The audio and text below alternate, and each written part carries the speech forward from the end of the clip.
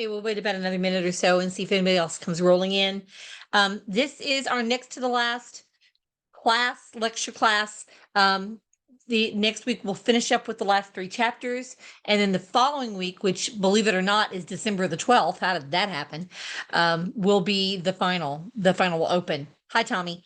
On that date. Now, class is scheduled to end according to our online software on the 15th, which is Friday.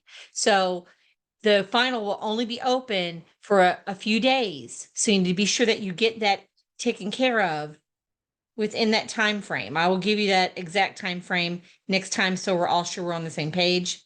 Because I think it's Friday at midnight, but I have to go back and look. So just be sure that you get that taken care of within that time frame so you don't miss out. Hello, Andrew. Hello. So tonight we'll do chapters 40 through 42. Next time we'll do 43 through 45, and that will bring us up to the end. Chapters 40, quizzes for 40 through 42 will be open after class tonight. Everything just moved. Did somebody else walk in? I guess not. Okay, I'm going to go ahead and share screen and get rolling.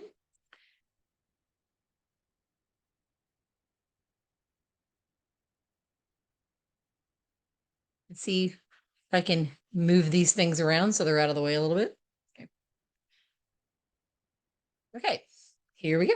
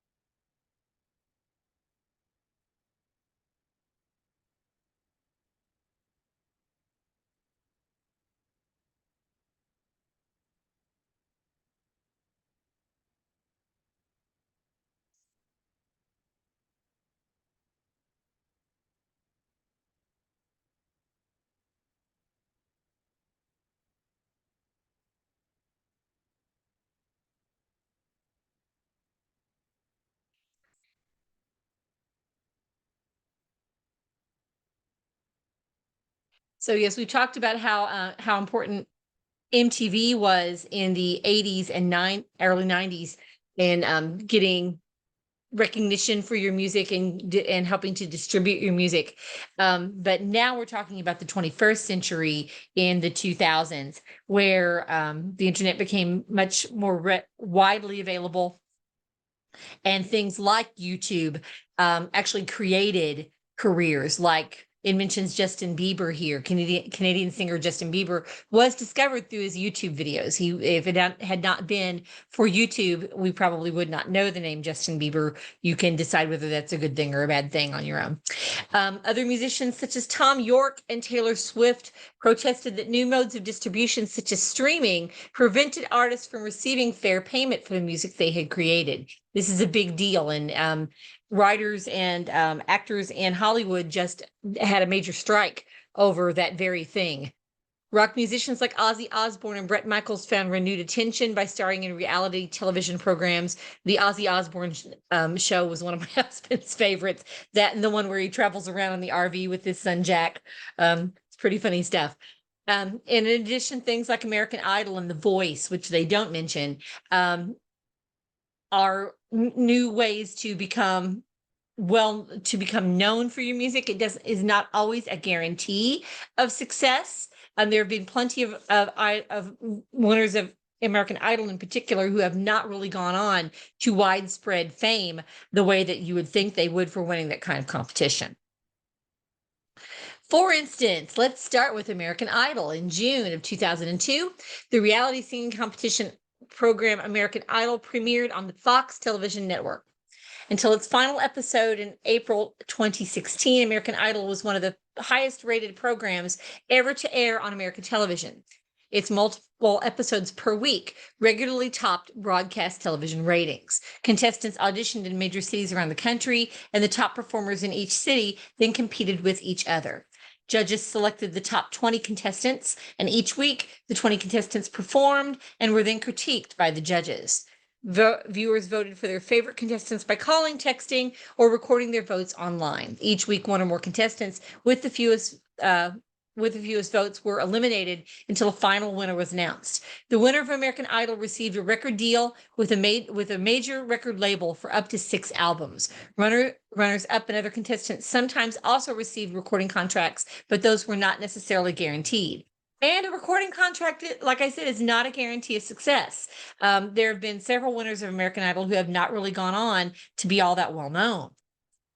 In its first year on the air, American Idol became a phenomenon, propelling the Fox network, the show's judges, and the show's contestants to fame and success. For the first 8 seasons of the show, the judges were bassist and record producer Randy Jackson, singer and choreographer Paula Abdul, and A&R executive and producer Simon Cowell, the man we love to hate. The judges' critiques, particularly Cowell's often cruel remarks and Abdul's frequently absent-minded comments, were as popular with audiences as many of the singers. By season 12, none of the original 3 judges remained.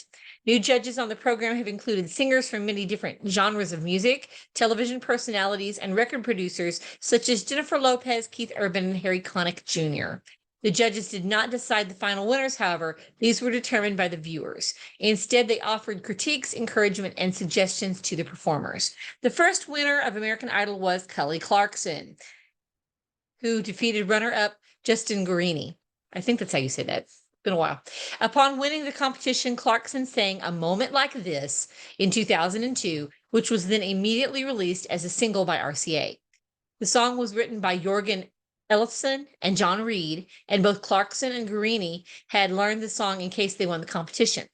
Clarkson's rendition of A Moment Like This reached #1 on the singles charts in only 2 weeks. Since winning the competition, Clarkson recorded 7 studio albums with RCA, all of which have sold millions of copies. Although the vast majority of Clarkson's singles were written by others, she began writing some of her own songs in the 2010s, including Catch My Breath, which was released in 2012. Clarkson signed a new contract with Atlantic Records in 2016. And I would add she's gone on to have a daytime TV talk show and endorse products. So her career continues apace.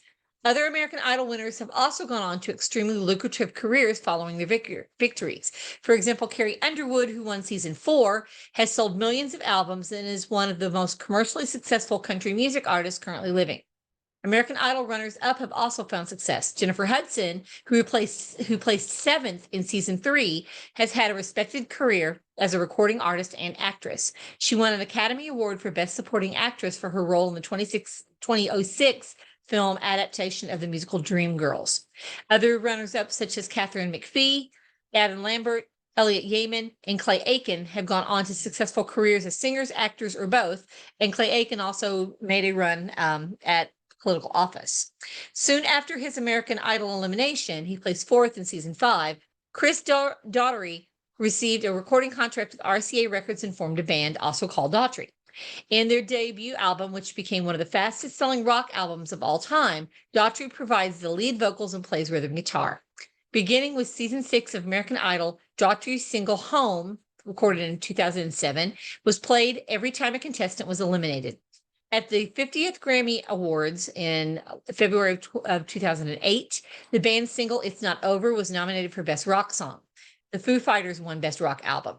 Chris Daughtry is currently the 3rd best-selling American Idol contestant after Clarkson and Underwood. American Idol ran on the Fox network for 15 seasons, ending its original run in April 2016. The show has been the subject of controversy. Several artists have argued that American Idol provides false hope and the illusion that anyone can become a star overnight. We know that's not true. Other musicians have criticized Idol winners for not writing their own material and not paying their dues. Despite these criticisms, American Idol launched the careers of dozens of talented singers and drew millions of viewers every week. American Idol inspired many singing competition shows such as ABC's Duets, NBC's The Voice and The Sing-Off, that's my personal favorite, The Sing-Off, and Fox's The X Factor, which was started by Simon Cowell when he left American Idol. In 2017, it was announced that the ABC network would begin broadcasting a new version of American Idol in 2018, and I believe that is still running. YouTube is a video sharing website launched in 2005, where individuals and corporations freely upload, view, share, rate, comment, and subscribe to clips of television shows, movies, user-generated content, video blogs, music videos, and education videos. That's where I post my lecture videos. Artists have obviously realized that YouTube could be beneficial for both exposure and revenue, and take advantage of the enormous exposure it offers by releasing their official music videos on the second most popular site in the world. Whereas of February 2017, more than 400 hours of content is uploaded every minute, and 1 billion hours of digital media are watched every day. It's not surprising that by 2013, Billboard began taking the number of artists' YouTube views into account when calculating music charts such as the Hot 100 and Hot R&B and hip hop songs. Although YouTube is home to a wide variety of content, from home videos of animals to unlicensed copies of copyrighted films, it also offers aspiring musicians the opportunity to disseminate and promote their talents. One of the first musicians who was discovered via YouTube was the Canadian singer Justin Bieber. Here he is, young and fresh-faced. In 2007, Bieber was only 12 years old. His mother began posting videos of his singing on YouTube. In the videos, Bieber sang covers of a variety of pop and R&B songs. In 2007, talent manager and marketing executive Scooter Braun was perusing videos on YouTube and stumbled across Bieber's performances. He located him, became his manager, helped him record several demos, and secured a record contract. From the beginning of his career, Bieber had been an enormously successful artist. Recorded in 2008 and released in 2009, the extended play EP album My World had 2 singles. One Time, that reached the top 20 in 5 countries singles charts, and One Less Lonely Girl, that peaked in the top 40 of the US Billboard Hot 100. He was 15 years old during the writing and recording of the album and turned 16 just before its release. In 2010, Bieber's debut studio album, My World 2.0, was released and sold millions of copies. He co-wrote most of the songs on the album, including #1 singles Baby and Eeny Meeny. Its album Purpose, released in 2015, has sold over 3 million copies. YouTube continues to be an important part of Bieber's success even after he was signed to a major label. Between April of 2010 and June of 2012, the music video for Baby was the most watched video on YouTube, garnering over 750 million views in just over 2 years. Bieber has remained a commercially successful artist, releasing several albums and collaborating with a variety of different musicians. His early hits, Baby and Eeny Meeny, mentioned above, featured rappers Ludacris and Sean Kingston, respectively. He has also worked with Jaden Smith, Nicki Minaj, R. Kelly, and Chris Brown, among others. Bieber is one of the most followed users on the social media platform Twitter, now known as X.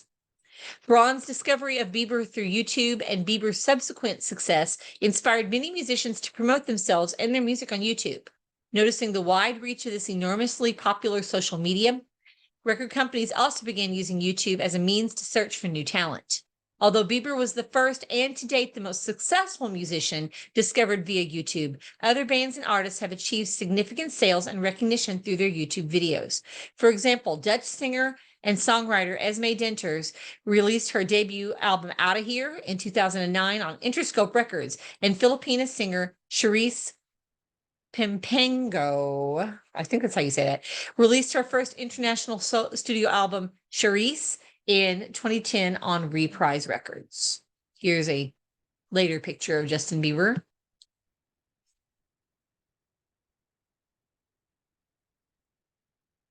In the 2000s, Pandora Internet Radio, an automated internet music recommendation service, became a very popular way to listen to music and learn about new songs, genres, and artists. Pandora Internet Radio, also known as Pandora Radio or just Pandora, is streaming audio and music recommendation service powered by Music Genome Project, where listeners do not download or own the music, but instead listen to it as it is being provided. Each song in Pandora's Music Genome Project database is tagged with roughly 400 different characteristics that correspond to musical elements such as instrumentation, the gender of the singer, and type of harmony.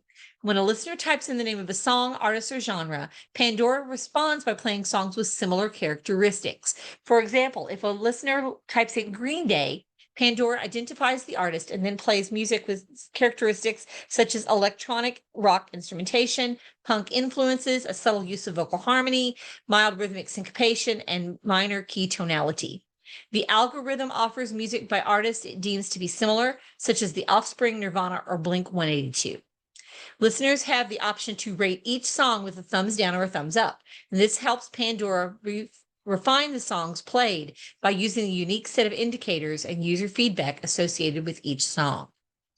Users with the free version of Pandora can only skip songs a certain number of times, so they can't repeat or rewind a track once it starts to play. On this version of Pandora, advertisements also play at regular intervals. Pandora is a freemium service where an annual subscription fee allows the user unlimited numbers of skips and advertisement-free listening. Regardless of whether the user uses the paid or free subscription service, Pandora does not allow on-demand listening of any specific song or artist. The number of plays of music by a specific artist is also limited. Listeners paint their music preferences in broad strokes, but the choice of the individual songs played is left up to the Music Genome Project algorithm. Founded in 2008, Spotify is another popular audio streaming service. Like Pandora, it's a freemium service with basic features available through advertisement support and additional ones offered for a subscription fee. Unlike Pandora, Spotify allows listeners to choose specific songs, albums, or artists to listen to. Spotify users can also create playlists to share with other users. Paid Spotify subscribers are also able to download music to listen to offline. Spotify pays royalties based on the number of streams an artist's song receives in proportion to the total number of songs streamed on Spotify. Spotify's artist compensation model has caused controversy with some artists and bands. In fact, some artists have pulled their music from Spotify in protest. In 2003, Tom York of Radiohead removed his solo music and the music of his other bands, Atoms for Peace, from Spotify. He criticized the service, claiming that it did not pay musicians properly and that it favored the music industry over the artists themselves. The next year, singer and songwriter Taylor Swift also removed her entire catalog from Spotify. That was huge. That was seismic. That was that got a lot of attention in news media when she did that. Like York, Swift argued that Spotify did not properly compensate artists for their music. Although York had kept his solo music and the music of Atoms for Peace off Spotify, Radiohead's music remains available through the service. The release of Radiohead's 2016 album, A Moon-Shaped Pool, was not made available on Spotify until it had spent 6 weeks on paid streaming services. Following intense pressure from fans, Swift returned her entire catalog to Spotify in 2017.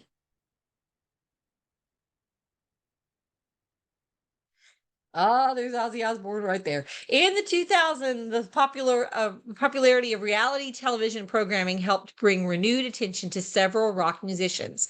The MTV series The Osbournes, which ran from 2002 to 2005, spent 4 seasons following the daily life of heavy metal musician Ozzy Osbourne, his wife Sharon, and their children Jack and Kelly. During its first season, The Osbournes became the most watched show in the history of MTV Network. The show became popular due in part to the family's outrageous antics, including Ozzy Osbourne's nearly indecipherable speech, coupled with the family's generous use of profanity. Both are true.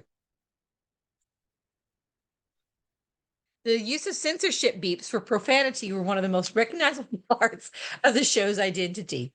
At the same time, viewers of the program watched the Osbournes deal with real-life issues, such as an ATV accident that left Ozzy Osbourne badly injured, the family's troubled relationship with a daughter who refused to participate in the series, and Sharon Osbourne's battle with colon cancer. Another popular reality TV series featuring a rock musician was Rock of Love with Bret Michaels, which aired on the VH1 network. On the show, Bret Michaels, best known as lead singer of Poison, dated a series of women and eliminated one each week.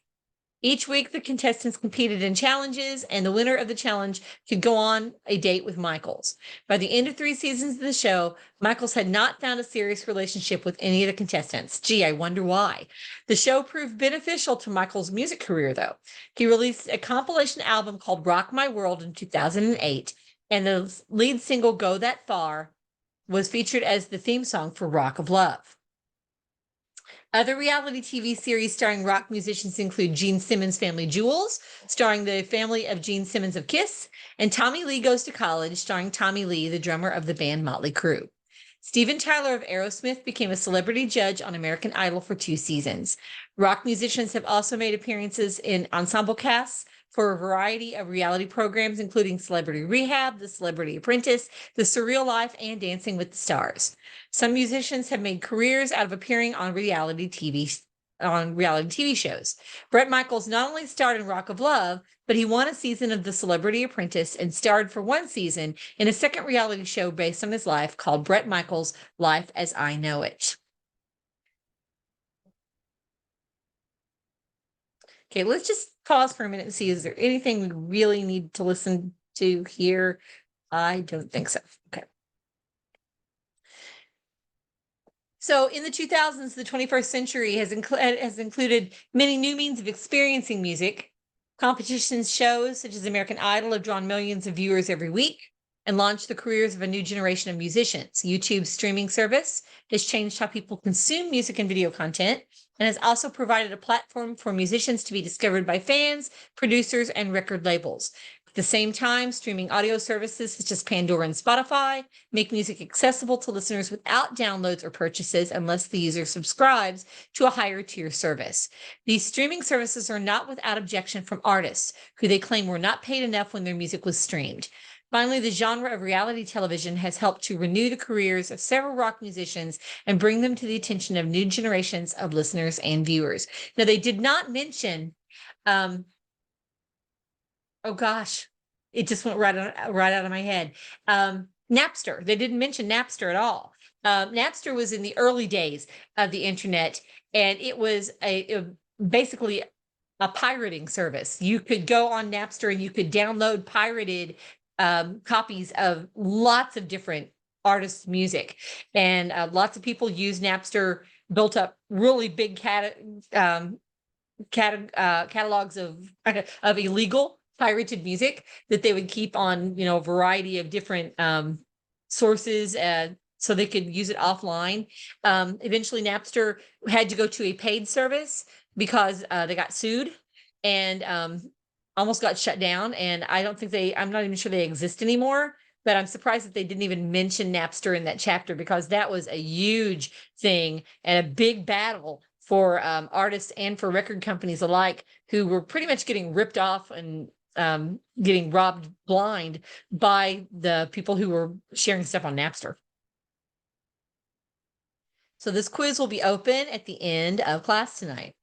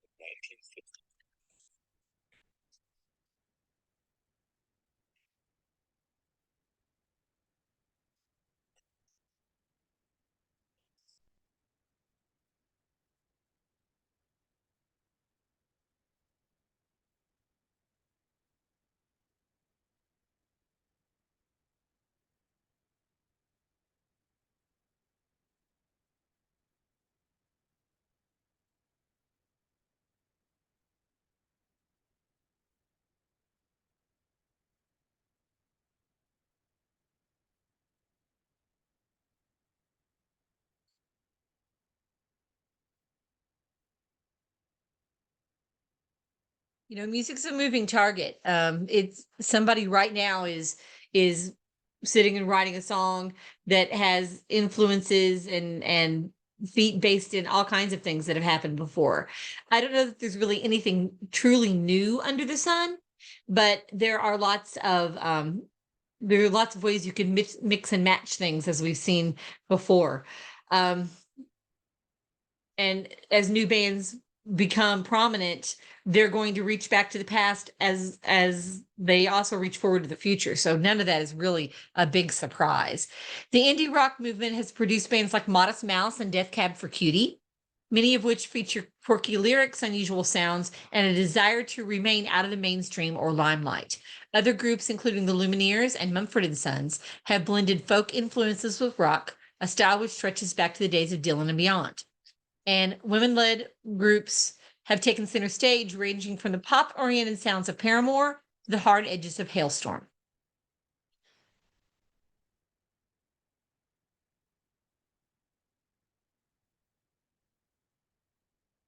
The Riot Girl movement encouraged women to form their own bands and to perform music that explicitly addressed topics relevant to women. During the 2000s, several rock bands with female members emerged that differed from the Riot Girl movements of the 1990s. These groups vary in their musical styles, ranging from a pop rock sound to the hard edge of heavy metal. In nearly all cases, the female members of these bands write as well as perform the music, as opposed to serving as token female leads. Remember, back in the days of the girl groups in the 60s, they weren't writing their own music, it was being written for them. Now, women are writing their own music. Musicians such as Amy Lee, Lizzie Hale, and Erica Winterstrom, not only sing and write songs, but also play multiple musical instruments. Guitarist Ben Moody and singer and pianist Amy Lee formed the American band Evanescence in the 1990s. Critics struggled to find a clear definition for the band's sound, calling it everything from hard rock to metal to industrial rock to rap rock to Christian rock. Lee is the lead vocalist on almost every track, and the group hardly ever uses male vocalists. A notable exception is their first hit single, Bring Me to Life. After releasing several EPs in the 1990s and the early 2000s, Evanescence signed with Epic Records in 2001. The label insisted that Evanescence include a male co-vocalist on the lead single from its first full-length album, Fallen. The band found this requirement problematic, but eventually agreed to have Lee share lead vocals with Paul McCoy, the lead vocalist of a Christian rock band, 12 Stones.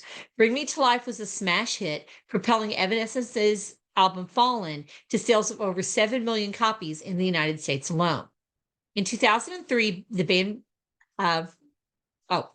In 2003, soon after they became internationally famous, Moody left the band. The band's personnel has changed several times since then, but Lee remains the lead singer and keyboardist.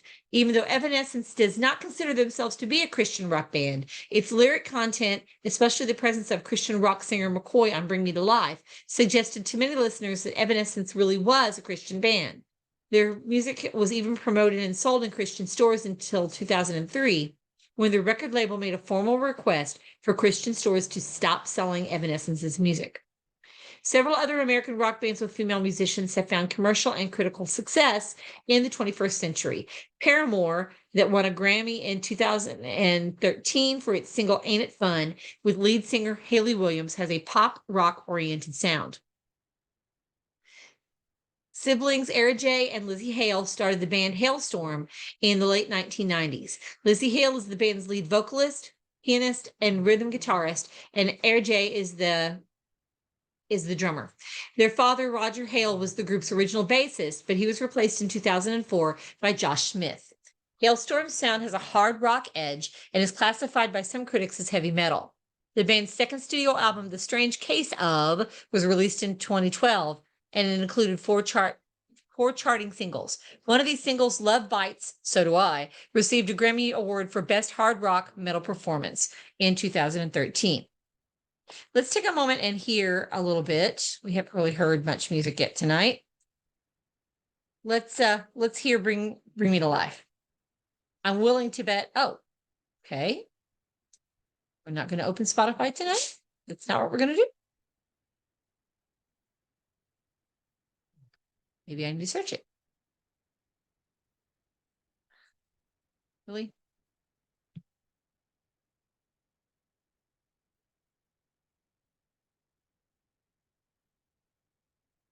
Okay.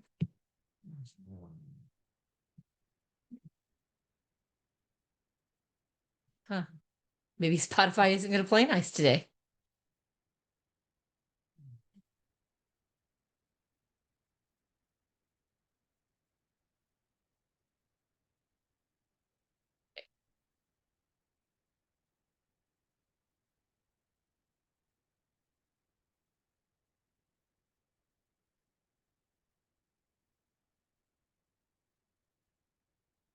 Maybe that's not what I want. Here we go.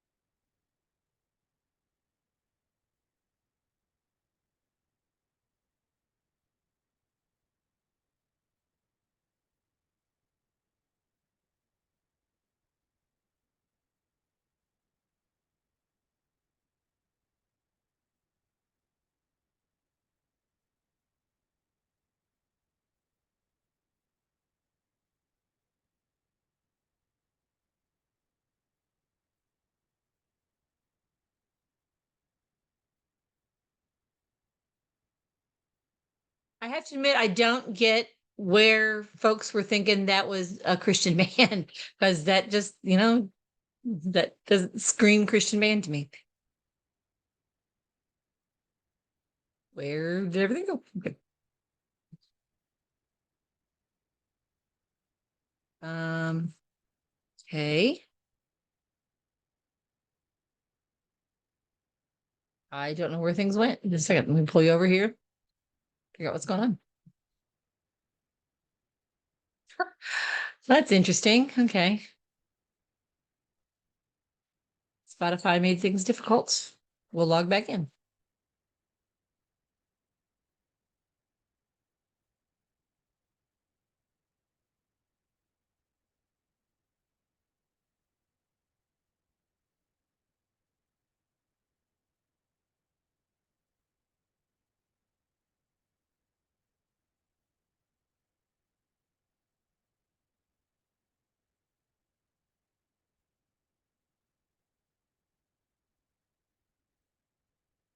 Now I realize that that song was probably something that you young people consider an oldie.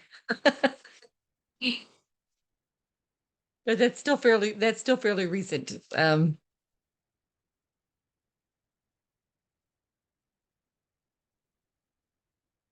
my estimation of things.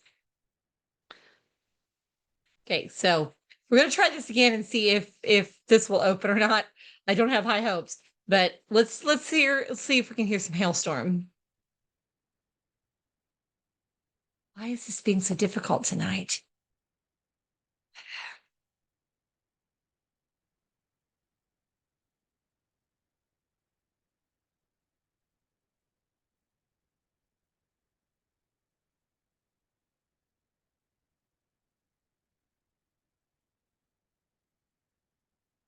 Wow. I don't know if it's just me or if Spotify is having a problem or what the deal is, but we may not be able to listen much tonight.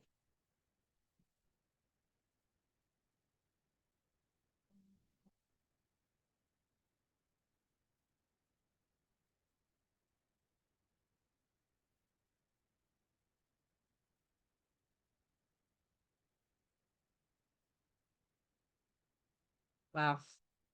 Okay, well, you may have to do some listening on your own, folks, because it's not wanting to let Spotify open for me, and I don't really know why. So we didn't have a problem last week, but today we're having a problem. So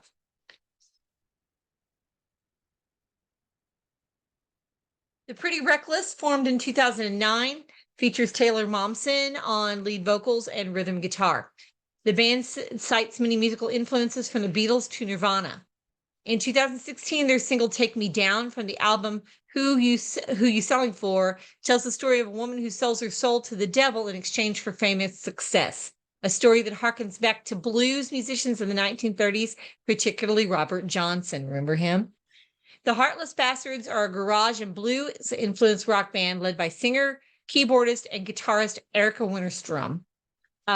Although less commercially successful than other female-led bands discussed in this lesson, the Heartless Bastards have received a substantial amount of praise from critics and from other musicians, particularly Patrick Carney of the Black Keys. Only for You from the 2012 album Arrow is typical of the band's blues-influenced sound and Winterstrom's husky, raw singing style.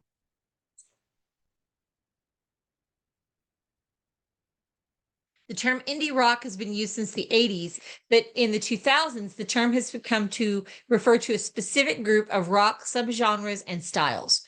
During the 80s and 90s, indie rock referred to artists who recorded on independent record labels.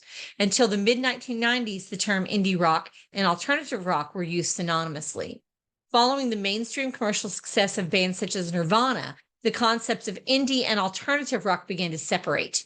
As used in the 21st century, indie rock generally refers to music that's independent of several commercial aspects. Most indie rock groups are not signed to major labels, have relatively low production values, and have eccentric sounds or unusual lyric topics. The band Modest Mouse is one example of this new kind of indie rock band.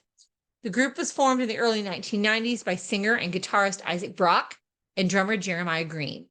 The band's name comes from a line in a short story by English author Virginia Woolf. Their lyrics range from quirky to metaphysical to macabre, and the instrumental sounds vary widely between tracks. From the bluesy acoustic guitar and fiddle sound in Jesus Christ Was an Only Child to the bent surreal sounding guitar chords in Gravity Rides Everything. Like many indie bands, Modest Mouse faced accusations of selling out once they began to achieve mainstream success. They licensed Gravity Rides Everything for a commercial for a Nissan minivan, for instance. Yeah, not real indie rock there. Death Cab for Cutie is another indie rock band notable for its eccentricity. In 2003, they released their fourth studio album, Transatlanticism. The album was successful both critically and commercially, and singles from the album, such as Title and Registration, were featured in several hit television shows and films. Following the success of Transatlanticism, Death Cab for Cutie left the independent label Barsuk and signed with Atlantic Records. The band expressed skepticism about the corporate aspects of signing to a major label, going so far as to encourage their fans to continue downloading their music for free through back channels of the internet. Napster. Regardless, Plans, released in 2005, sold over 1 million copies. Narrow Stairs in 2008 reached #1 on the Billboard charts. Their seventh album, Codes and Keys, released in 2011, included You Are a Tourist, which topped the U.S. Billboard Alternative Songs, Adult Alternative Songs, and Bubbling Under Hot 100 singles charts, and reached #3 on the U.S. Billboard Rock Songs charts. The members of the Canadian band Arcade Fire play dozens of different instruments, a flexibility that allows them to have many different sounds. Just a few of the instruments include the string instruments such as violin, viola, cello, double bass, and harp. Percussion instruments, glockenspiel, that's little orchestra bells, the little metal bells, and xylophone, and instruments often associated with folk music such as the accordion and the hurdy-gurdy. Hurdy-gurdy, it's not going to give you the definition. Hurdy-gurdy is it. Have you ever seen maybe on an old movie or a cartoon where they crank a box and it makes music in when they crank the box? There's no musical skill involved. And this also often uses like an accordion, a flexible squeeze technique. It's kind of that's a hurdy-gurdy. I Although no one. actually, I first heard of a hurdy-gurdy, the instrument, when I played Sea of Thieves when it first came out years ago. Oh, okay. So that's Yeah, a video game thing. yeah, it's a pirate video game. Oh, So, okay. Well, there you so go. yeah, it has Well, instruments. they do feature hurdy-gurdy in the last, not the very last Pirates movie, Pirates of the Caribbean. Um, what was the third one? At World's End. There's a hurdy-gurdy in that when it stops playing, it blows up. So yeah, that's what a hurdy-gurdy looks like. Although no one song can be considered typical of Arcade Fire's style, the 2007 single Black Mirror features many aspects common to their music, including distorted or almost muffled vocals, many different instruments, including the hurdy-gurdy, and a sweeping sense of drama or grandeur. The eclectic mix of instruments and sounds are due in part to Arcade Fire's large multinational and multi-ethnic membership. The band's founders are American brothers Win and Will Butler, and um,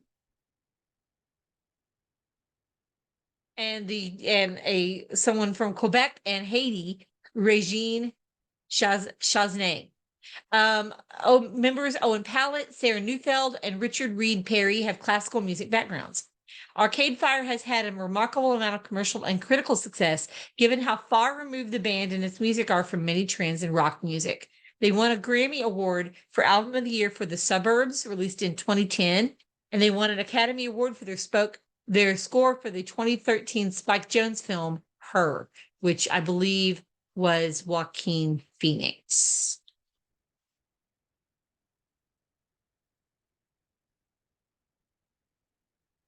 Garage rock revival bands is a subset of indie rock that was prevalent in the 2000s. These artists are identifiable by their lo-fi, short for low fidelity sound that features relatively simple instrumentation, minimal post-production editing, and inexpensive sounding recording equipment. Unlike the amateur musicianship and sound that characterized music of the rock bands in the 60s, these 21st century rock band revivals incorporate some of the harder edges of punk rock into their sound, such as fast tempo, aggressive guitar playing, and explicit lyrics. The Detroit-based band White Stripes had only two members, Jack White and Meg White. The two were married when they started the band in 1997, but they presented themselves publicly as brother and sister instead of as spouses. They divorced in 2000, but continued performing together and claiming to be siblings until 2011. Jack White played guitar, piano, and mandolin, while Meg White played drums. Both provided vocals. Because they had only two members, they didn't use a bass player. The music of the White Stripes is representative of the garage rock revival sound and aesthetic in many ways. They rarely have more than two instruments playing at a time. Meg White was entirely self-taught as a drummer, and they played instruments and used recording equipment that was almost without exception made in the 1960s. In a 2008 documentary, Jack White cobbled together a guitar with several found instruments, including a glass bottle and two nails, quipping that one did not even need to buy a guitar to be able to play the guitar. Like many indie bands, the White Stripes have achieved a remarkable amount of commercial and critical success. Before they dissolved in 2011, the White Stripes had won 3 Grammy Awards for Best Album, and their single Seven Nation Army reached #1 on the Modern Rock Tracks and won a Grammy Award for Best Rock Song in 2004. It is also a staple of the pet band industry. Seven Nation Army is one of the White Stripes' most commercially and critically successful singles. Released as the lead single from their 2003 album Elephant, Seven Nation Army is also representative of the band's musical approach. The song's opening riff repeats throughout the song. Although the riff sounds like it's being played on a bass guitar, Jack White produced the sound by running an acoustic guitar through a pitch shifting pedal to lower the pitch into the bass range. Meg White's drumming is sparse, complementing Jack's singing and guitar playing. The song's lyrics are defiant, promising to fight a battle against a foe that is never explicitly named. Seven Nation Army has found success in many and perhaps unexpected places. Several sports teams in the United States and Europe have adopted it to play at key moments during games. Supporters of Jeremy Corbyn, the 2017 Labour Party candidate in the British general election, changed his name to the main riff in the song, and in 2011, protesters in Egypt used the song as their unofficial anthem. Where I would really like to listen to this. I don't think it's going to let us. We'll try.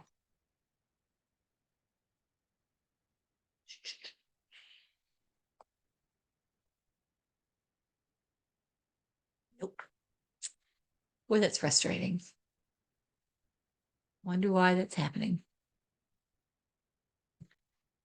Okay. The Akron, Ohio-based band The Black Keys, as opposed to the White Stripes, formed in 2001. And there's another example of a garage rock revival band with lo-fi aesthetic. Unlike the White Stripes, the Black Keys have only 2 members, guitarist and vocalist Dan Auerbach and drummer Patrick Carney. Their early recordings were made in the studio in the basement of Carney's home using an 8-track analog recorder. The Black Keys' early music included many blues covers such as Have Love Will Travel, a song written and recorded in 1959 by Richard Berry and covered by the Black Keys in 2003. They had some modest commercial success, signing with None Such Records and licensing several of their songs for commercials. To maintain the purity of their sound, the Black Keys continued recording in the basement studio, and even after they began using professional recording studios, they worked to preserve the earlier lo-fi sound and began writing their own material. Most of their albums are now entirely original songs instead of blues covers. The single Lonely Boy, the lead single from the 2011 album El Camino, is one example. Even though the entire album was produced in a professional studio using digital equipment, it was produced by the acclaimed producer Danger Mouse, the Black Keys stayed faithful to the sound of their earlier analog recordings.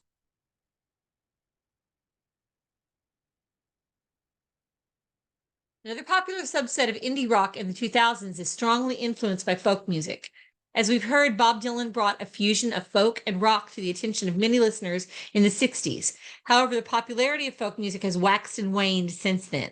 The 21st century resurgence of the genre can be attributed in part to the 2000 film Oh Brother, Where Art Thou, written and directed by Joel and Ethan Coen. Which is their interpretation of the Odyssey, the epic poem, the Odyssey. If you haven't seen Oh Brother, Where Art Thou, it's almost, it really should be required viewing. It's fantastic. It's George Clooney's finest hour. He's never been better. The film's soundtrack features American folk music performed by artists such as Emmylou Harris and Alison Krauss.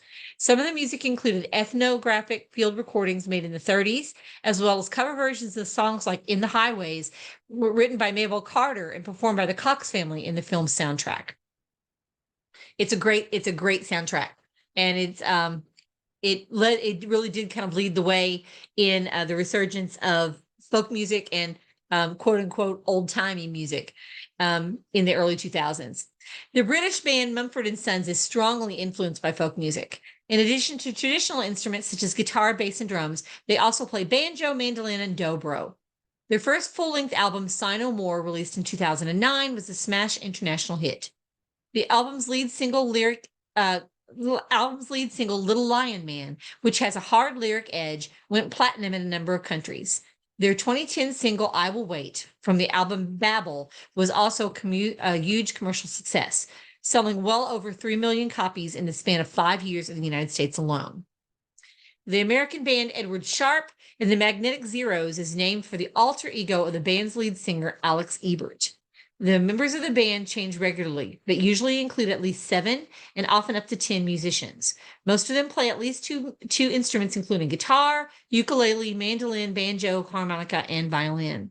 Their sound is strongly influenced by American psychedelic rock and folk rock, as evidenced in singles like Home, which include a spoken dialogue between Ebert and vocalist and multi-instrumentalist Jade Castrinos.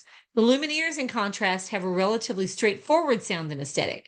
Wesley Schultz plays guitar and piano, Jeremiah Freites plays percussion and piano, and Nayla Pekarik plays cello and bass, and all 3 members provide vocals.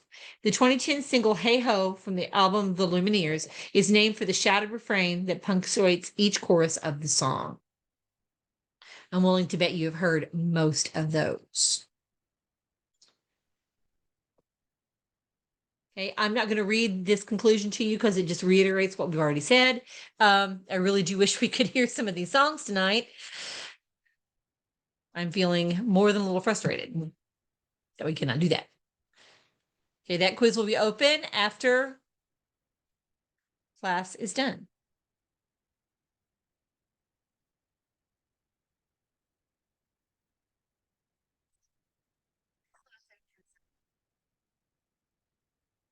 Past few decades,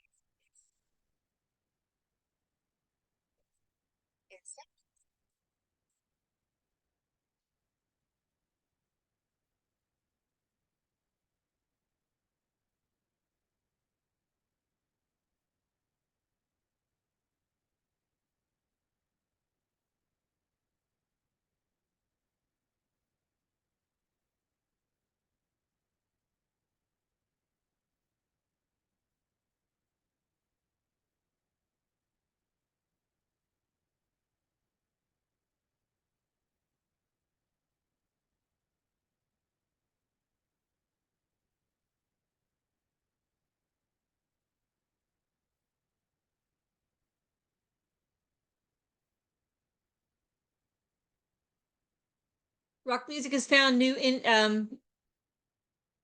Okay. In some cases, bands like the Rolling Stones and solo artists like Ian Anderson of Jethro Tull continue to tour and record new albums while also promoting their past hits from their heyday. The Stones are getting ready to go on tour again. They're in their 70s. They are in their 70s and they're getting ready to go on tour again. The Eagles continue to tour, and I think this is at least their second farewell tour. So, they don't stop. They just keep going. Rock music has also found new audiences with its use in Broadway musicals, whether it's a rock style like Hedwig and the Angry Inch, or jukebox musicals created with already popular songs by a specific artist like American Idiot. Finally, supergroups such as Heaven and Hell and Atoms for Peace include various combinations of musicians who perform together, sometimes by adding new members to existing bands, or by forming new bands after the dissolution of their already established groups.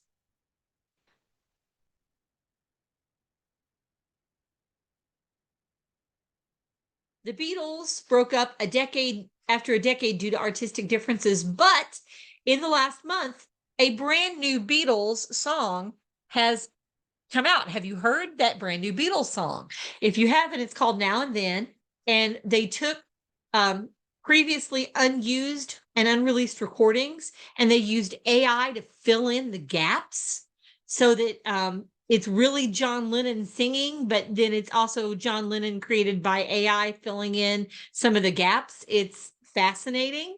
There is a short documentary on the Disney Plus streaming service about how they did that. I have positive feelings and negative feelings about that. Um, the fact that they're able to recreate something like that with such seamless accuracy is kind of scary in some ways, but it also produced, a fairly decent song. It's a pretty good song. It's not their very best song, but it's really interesting how they were able to create that, you know, 40 years, not quite 40 years. What was it? In 1980? Well, yeah, 40 years after John Lennon died. Other bands' discographies were cut short when prominent members died unexpectedly. A few examples include Nirvana, The Doors, Buddy Holly, and the Crickets. Other bands and artists have been able to sustain careers that span 5 or more decades, including here they are, the Rolling Stones, with the late drummer Charlie Watts on kit. He is no longer with us. This section considers artists who have been active for over half a century and continue to maintain touring careers and write new music. As we learned before, the Rolling Stones have turned out to be one of the longest lived bands in the history of rock. Mick Jagger, Keith Richards, Charlie Watts, and Ronnie Woods are all in their 70s. Yes, they are, but have shown no interest in slowing down, let alone retiring. Despite the members' hard partying lifestyles and well-publicized battles with drugs, alcohol, and the law, 3 of the 5 original members of the Rolling Stones, Jagger, Richards, and Watts, are not only still alive and reportedly well, but continue to write music, record albums, and tour internationally. That is no longer true because Watts died, I think, about 4 years ago. In 2012, the Stones embarked on an international tour called 50 and Counting in celebration of their 50th anniversary. Although critics have remarked at various points over the years that the Rolling Stones and their music were out of style, the band has maintained its popularity with listeners over multiple generations. I disagree that their music's out of style. Good music never goes out of style. Ever since their first single, Come On, debuted in 1963, the Rolling Stones have released over 30 studio albums and more than 120 singles. That's a lot. They released a new album every year or two until about 1980. Since then, the release of new material has slowed to once every 5 years on average. They continue to be successful by staying true to the sound that made them popular in the first place. Straightforward songs with verses and choruses, a focus on blues-style sound of electric guitar and harmonica, and suggestive but not explicit lyrics. One notable example is the 1981 single Start Me Up from the album Tattoo You. Recorded in just one day, the single features guitar, bass drums, and vocals. Additional drum sounds and hand clapping were added in a later overdub session, and the heavy thumps on the album were recorded in a bathroom to achieve the desired sonic effect. Not only was Start Me Up a huge commercial success when it was released, but it continues to be successful because the Rolling Stones frequently use it to open their live shows and have featured it on multiple live albums such as Havana Moon, which was released in 2016. Consisting entirely of blues covers, the Stones' 2016 album Blue and Lonesome celebrates the band's early influences. Blue and Lonesome is the first Rolling Stone album not to include any original material. The covers are of songs by Chicago blues musicians who have been major influences on the group. These artists include Willie Dixon, Eddie Taylor, Memphis Slim, and Howlin' Wolf. Blues musician Memphis Slim wrote and first recorded the single Lonesome in the late 1940s. The Rolling Stones cover, however, is closest to Little Walter's 1959 version. The heavy distortion of the electric guitar, coupled with Mick Jagger's harmonica playing, are characteristic sounds not only of the Rolling Stones, but of the Chicago blues musicians who first inspired them to start playing and recording music. Remember, they made a pilgrimage to Chicago fairly early in their career to kind of get the authentic sound and kind of learn more about American blues. The Rolling Stones is the longest touring band of any covered in this course. Nonetheless, other groups and artists have also sustained multi-decade recording and performing careers. Although Jethro Tull dissolved in 2011, its lead singer, flutist, and songwriter Ian Anderson continues to write new solo material. He regularly re-records and tours with the music of Jethro Tull, often featuring classical music instrumentation. Anderson's primary collaborator for these classically inspired projects is pianist, composer, conductor, and music professor John O'Hara. In the 2005 album, Ian Anderson plays the orchestral Jethro Tull, includes symphonic arrangements of 20 Jethro Tull singles. The music was played by the New Philharmonic Frankfurt, a German orchestra known for its crossover work with several pop and rock musicians. The orchestral album was accompanied by a live concert DVD and a tour Anderson O'Hara and the New Philharmonic Frankfurt undertook, playing music on the album. In 2017, Anderson worked with Carducci String Quartet and O'Hara to release the album Jethro Tull, The String Quartets. The album features O'Hara's new arrangements of 12 Jethro Tull songs performed with the Carducci String Quartet. A string quartet is a classical music ensemble made up of 2 violins, 1 viola, and 1 cello. O'Hara plays piano in a few tracks, and Anderson plays flute, guitar, and mandolin, and also provides vocals on several of the album's tracks. For example, Saucity Waiting, Saucity, Your Woman, Reasons for Waiting. Each track reimagines various Jethro Tull songs in new forms. Aquafugue, for instance, uses the 6-note riff of the 1971 Jethro Tull single Aqualung from the 1971 album Aqualung and transforms it into a fugue, a type of classical music composition from the 18th century that features intricate iterations of a single musical idea. J.S. Bach was the king of the fugue. He could write a fugue on site without any previous preparation, which is a pretty hard thing to do. Rock musicals as a genre have existed for nearly as long as rock music itself. One of the first notable rock musicals was Hair. The full title is Hair, the American Tribal Love Rock Musical, which premiered in 1967. Focusing on the values of 1960s hippie culture, such as anti-Vietnam War protests, psychedelic drug use, and the sexual revolution, Hair startled audiences with its racially diverse cast, use of onstage nudity, and invitation to the audience to participate in a be-in the show's finale. Songs like Aquarius were played on mainstream radio and had notable success outside the musical itself. Other popular rock musicals have included Jesus Christ Superstar by Andrew Lloyd Webber in 1970, Grease in 1972, which uses music that harkens back to the 1950s, The Rocky Horror Show, adapted from the 1975 film The Rocky Horror Picture Show, and Little Shop of Horrors in 1982. By the early 1980s, the popularity of rock musicals with Broadway audiences had waned, but a resurgence came in the 1990s with the help of 2 shows. Jonathan Larson's Rent, released in 1996, and John Cameron Mitchell and Stephen Trask's Hedwig and the Angry Inch, which premiered in 1998. Both shows are gritty, unflinching looks at the lives of a variety of characters, many of whom are trying to become artists and musicians. Larson's Rent was a smash hit with audiences, running for over 12 years on Broadway and even winning a Pulitzer Prize.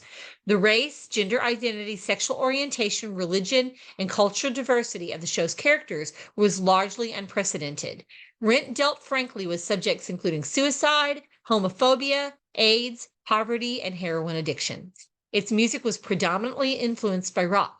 The opening piece, Rent, features hard-driving electric guitars and aggressive lyrics about the everyday struggles that the show's characters faced.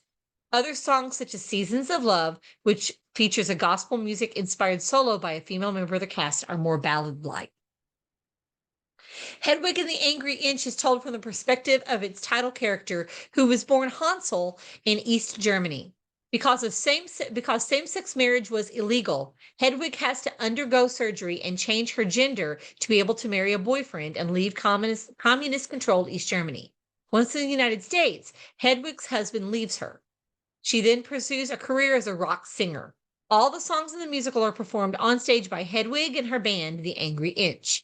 The show focuses on Hedwig's biography, particularly as it relates to the rock music she listened to growing up, as well as on how she negates her gender identity. The song Origin of Love is based on a speech given by Aristophanes in Plato's Symposium.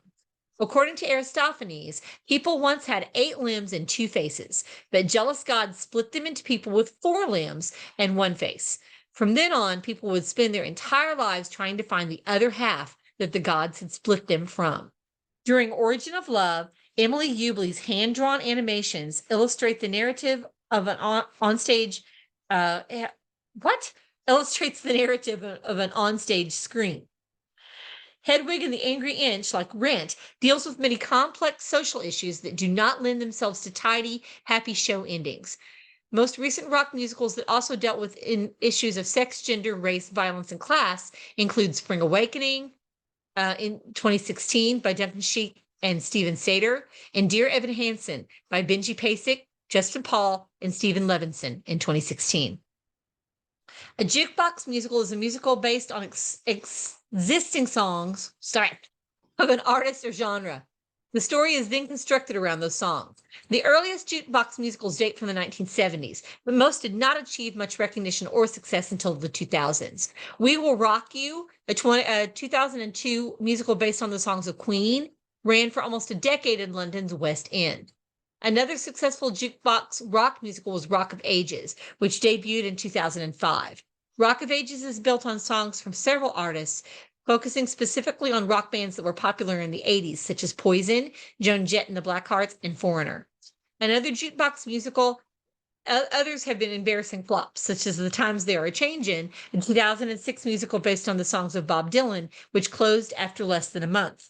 Although there's been a new Bob Dylan musical called Last from the Low Country that has that is touring now, I believe, and spent a little bit longer on Broadway. Sometimes the original artists and bands themselves have been involved in the process of adapting their existing catalogs into jukebox musicals. Pete Townsend of The Who has transformed two of the band's earlier rock operas into stage musicals. The Who's Tommy and Quadrophenia have both enjoyed modest success in various countries.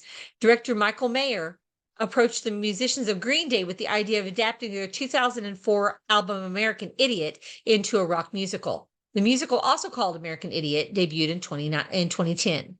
Green Day's singer and guitarist Billy Joe Armstrong made intermittent appearances as the character St. Jimmy during the show's run.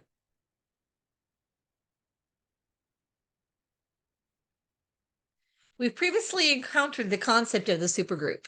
The band Cream, formed in 1966 by Eric Clapton, Jack Bruce, and Ginger Baker, is considered the first rock supergroup. Supergroups have continued to proliferate since then. This section considers several 21st century supergroups. Heaven and Hell is a particularly interesting supergroup because all its members were also members of the band Black Sabbath at various times.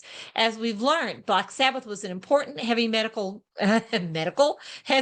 group during the 70s, and their lead singer Ozzy Osbourne, fired in 1979, was replaced with Ronnie James Dio. Other members of the band quit and returned sporadically through the 80s. In 2006, 4 members of Black Sabbath from various iterations of the Dio era band joined forces. This group included guitarist Tommy Iommi, bassist Geezer Butler, singer Ronnie James Dio, and drummer Vinnie Peace. Iommi and Butler were founding members of the Black Sabbath in the 1960s, although they left the band at various points. The group performed and recorded together frequently during the 80s and the 90s, but they did not formally adopt the name Heaven and Hell until 2006. The members of the band decided to call themselves Heaven and Hell instead of Black Sabbath because they wanted to make it clear that they were only going to play Black Sabbath songs written after 1979, that is, after Osbourne left the band and Dio became the lead singer. Heaven and Hell released 2 live albums where they performed Dio-era Black Sabbath songs. In 2009, they also released 1 studio album called The Devil You Know, which featured new material written by each of the 4 members of the band. The single Bible Black from the 2009 album The Devil You Know tells the tale of a man trapped in an evil version of the Christian Bible. The track's unusual opening features an acoustic guitar, which is soon joined by an electric guitar. As Bible Black builds in intensity, the acoustic guitar is completely replaced by the electric guitar. Heaven and Hell had plans for additional tours and recording programs, but these were cut short by Dio's unexpected death in 2010. Another 21st century supergroup is the band Atoms for Peace. Its members include Tom York of Radiohead, Nigel Godrich of Radiohead, Flea of the Red Hot Chili Peppers, Johnny I can't say it. Rockner from Beck and REM, and Mario Refusco, Foro in the Dark. York had originally assembled the group in 2009 to play in his first 2006 solo album, The Eraser, which featured electronic sounds almost exclusively. York, however, wanted to create a group that could play the music also in live concerts. The ensemble continued to collaborate and eventually released an album titled Amuck in 2013 that consisted of entirely new material. All the album songs were initially conceptualized electronically by York. He then took the electronic renditions of the group to the group of musicians who reworked the songs with their instruments in the studio. Although individual musical personalities of the band's members do come through, critics have generally regarded Atoms for Peace as an extension of York's work with Radiohead.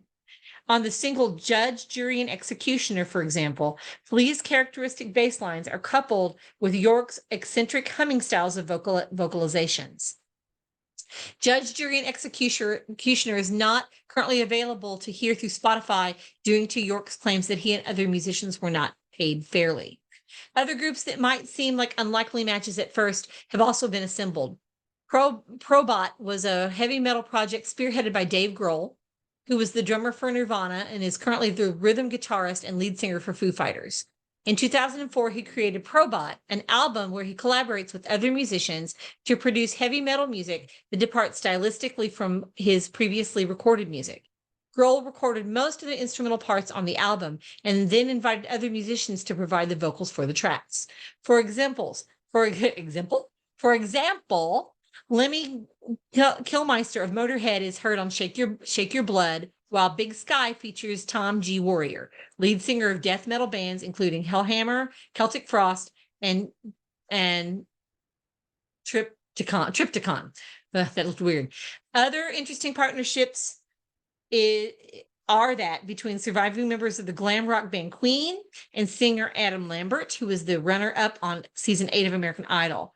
Their collaboration, styled Queen plus Adam Lambert, has toured internationally since 2011, performing music from Queen's catalog with Lambert as lead vocalist.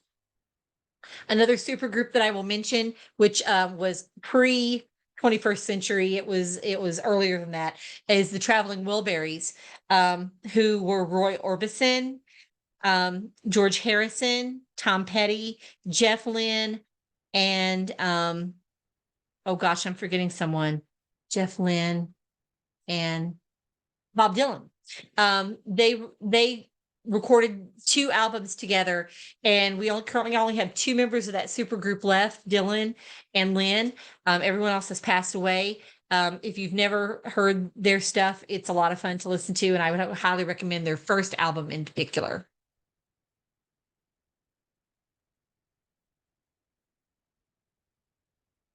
Okay, so I'm not going to read that to you because it just reiterates what we've already said. Here's a picture of Dave Grohl, quality human being. Okay, so all of these quizzes will be available. Oh, I didn't give you a code word, did I? Let's see, code word for tonight. Let's make it supergroup. Let's make it supergroup. Tonight's code word is supergroup if you're watching this later on. So be sure and send that to me. I forgot to give you one, so we'll pick supergroup out of that melange. So next week we will do chapters 33 through 35, and that will bring us to the conclusion of the lecture classes. Then the following week, the 12th of December, that's when the final will open, and we will probably meet briefly on that night and just be sure that everything's all wrapped up nice and neat. The class is scheduled to end, according to Connect for Education, by the 15th of December. And I believe it is at midnight on the 15th of December, which is Friday. So you would only have from Tuesday to Friday to complete that final. So you don't want to sleep on that. You want to be sure you get that done. I will double check and be sure that that is correct. And if that is in error somehow, I will let you know that. But I'm pretty sure that that is right. So these quizzes will be available for the usual length of time. I know some of you have reached out about needing to catch up on a couple of things. I'm going to try to get in touch with Connect for Education tomorrow and see what we can do about that. and I will reach out to you, or I will post it on my Mac and let you know what's going on with that.